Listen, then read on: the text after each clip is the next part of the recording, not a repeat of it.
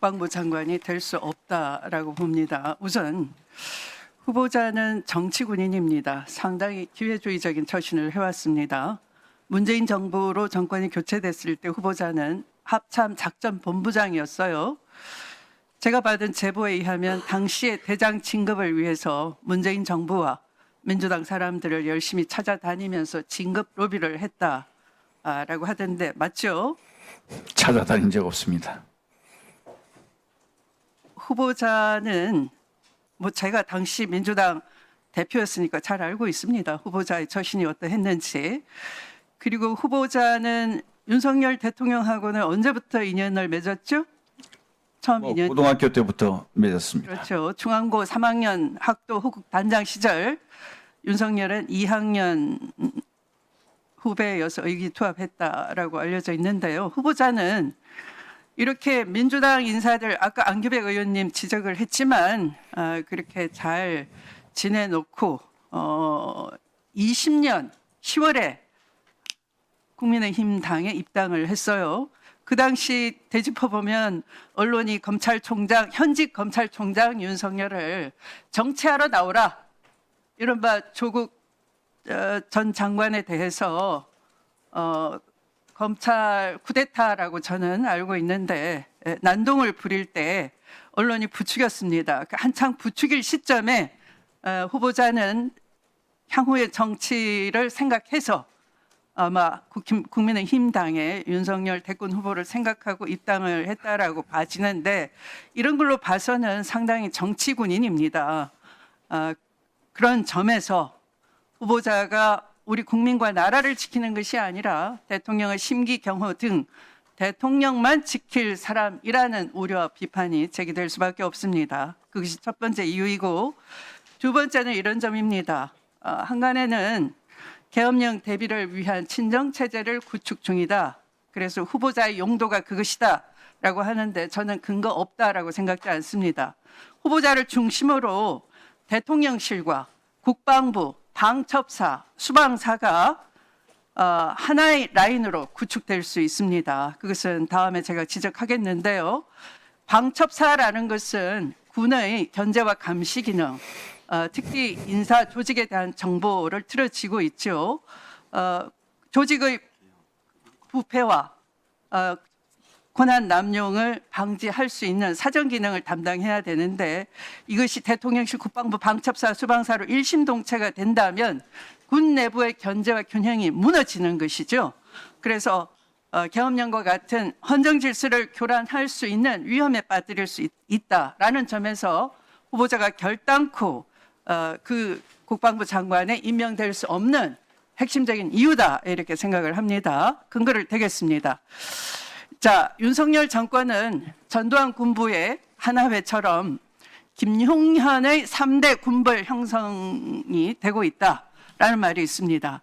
윤석열 정권에서 군내 실세로 통하는 후보자 김용현이 후보자의 학연, 중앙고죠, 육사고 그리고 근무연, 육사 38기와 수방사를 중심으로 해서 이른바 김용현의 3대 군벌이 형성되고 있다라고 진단하고 있습니다.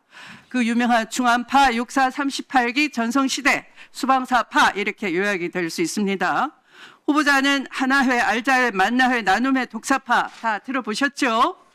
이들은 인사개입을 통해서 군벌을 형성했고 노골적으로 정치에 개입하다가 결국에는 우리 역사의 비극 12.12 사태나 광주 5.18 등의 그런 끔찍한 일을 저지르는 죄인들이라고 할 수 있는데 동의하십니까?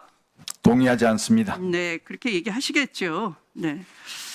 자, 중안파를 예로 들어보겠습니다. 후보자를 비롯해서 여인형 방첩사령관 아시죠? 박종선 777 사령관 아시죠? 자, 여인형 방첩사령관 뭐 대답을 안 하십니까? 제가 제보를 받았는데요. 차남이 있어요. 아마 구사단 일산소재 본부에서 근무하고 있다라고 알려져 있는데 한번 보실까요? 이 차남을 통해서 이런 얘기가 빠르게 돌고 있습니다. 고등학교 선배인 경호처장이 우리 아빠 밀어준대 윤석열 임기 안에 우리 아빠 대장까지 달 것 같아. 결국은 육참 총장 임명될 거야. 이렇게 수차례 자랑을 하고 다닌다고 합니다. 네. 이 사람에 대해서 여인영 장군에 대해서는 너무 빨리 진급하고 있어요.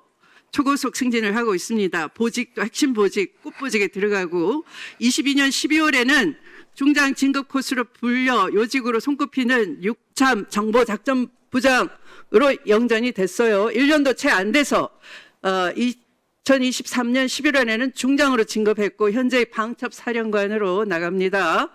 자, 후보자가 중앙고 후배 여인영 사령관 밀어주고 있는 거 맞습니까? 인정하지 않습니다. 네, 윤석열 임기 내 대장까지 세울 계획입니까?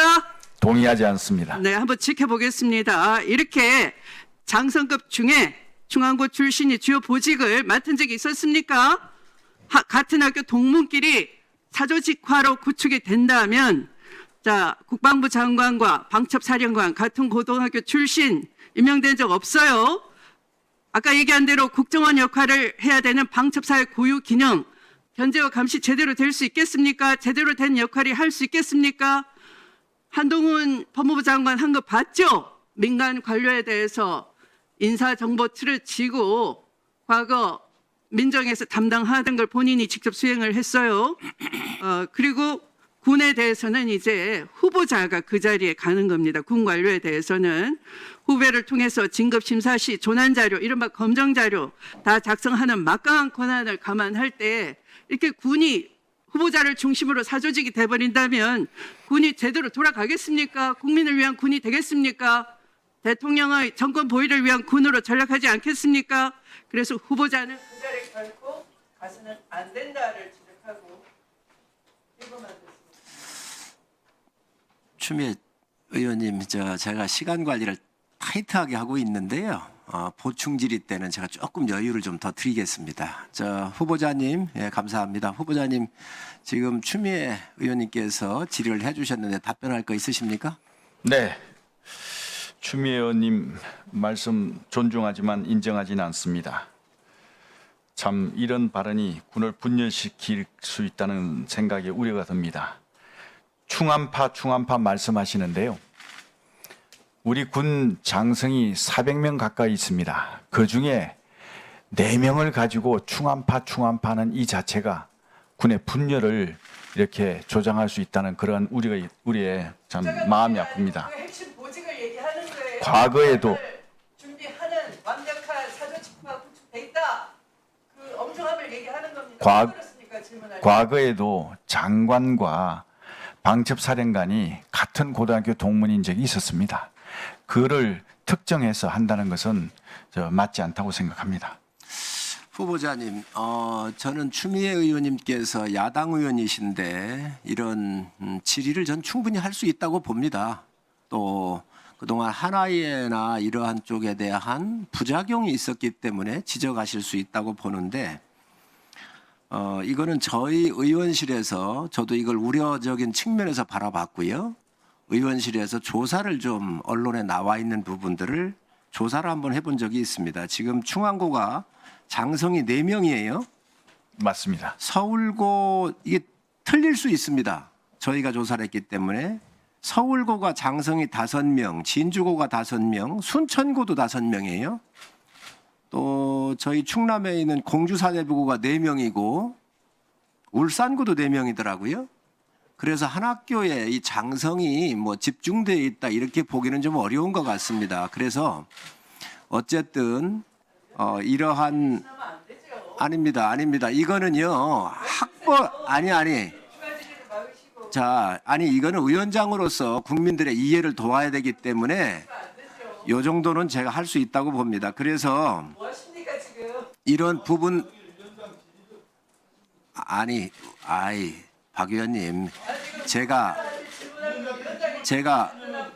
아닙니다. 이거는 그래서 이러한 부분들은 우리가 충분히 설명을 좀 자료가 이걸 제출할 수 있는 건지 없는지 모르겠는데 저희 방이 정확하지는 않습니다. 그러니 이런 부분들도 추미애 의원님한테 설명을 좀 드려주시기 바랍니다. 아셨죠? 예, 그렇게 하겠습니다. 예, 하시죠. 김병주 의원님 의사진행 발언해 주시기 바랍니다. 지금 위원장님의 진행이 아주 유감스럽습니다. 지금 위원장님이 거기 위원장으로 앉아 있는 것인지 후보자의 변호인으로 앉아 있는지 대변인으로 앉아 있는지 구분이 안 가네요. 중앙고라든가 특정 학교의 이런 것들은 후보자가 얘기하면 되는 것인데 위원장님은 거기에 대해서 대변인 역할을 하고 있고 그것도 의원실에서 부정확할지 모르겠다라는 걸 하면서 하는 거는 그렇고요. 사실 중앙고 언론에서 4명 있지만은 위치가 중요하죠. 직책이. 중앙고 4명 중에 핵심에 가 있는 것이 중요하다는 거예요. 방첩사령관 지금 하고 있고 가장 군의 핵심 보직인 하고 있고 777 사령관 우리 군의 정보를 가장 중요한 부분을 담당하고 있고 나머지 2명은 어딘지 나중에 후보자님이 좀 얘기를 해주세요. 예, 그러면은 그런 것들이 의혹이 풀리는 건데 그 다음에 조금 전에도 제가 얘기하려고 했는데 우리 후보자의 태도가 아주 후보자로서의 태도가 인지 의문이 가요. 여기가 청문회인지 성문회 자리인데도 불구하고 선동의 자리라든지 선동한다 이런 용어를 쓰는 건 아주 부적절하고요. 아까 또 모 의원님이 얘기한 것에 대해서 말 조심하세요. 뭐 이런 식으로 한다는 것은 후보자로서의 태도, 국회를 보는 태도가 아주 부적절하다고 봅니다. 이것만 봐도 후보자의 자질이 부적절하다는 걸 스스로 증명하고 있으니까 후보자는 의원에게 질의한다고 답변한다고 생각하지 말고 국민께 답변한다는 자세로 좀 임해줬으면 좋겠고요. 위원장님은 이런 것들을 정확히 좀 꼬집어 주세요. 김병주 의원님의 말씀 주신 거 잘 유념하도록 하겠습니다.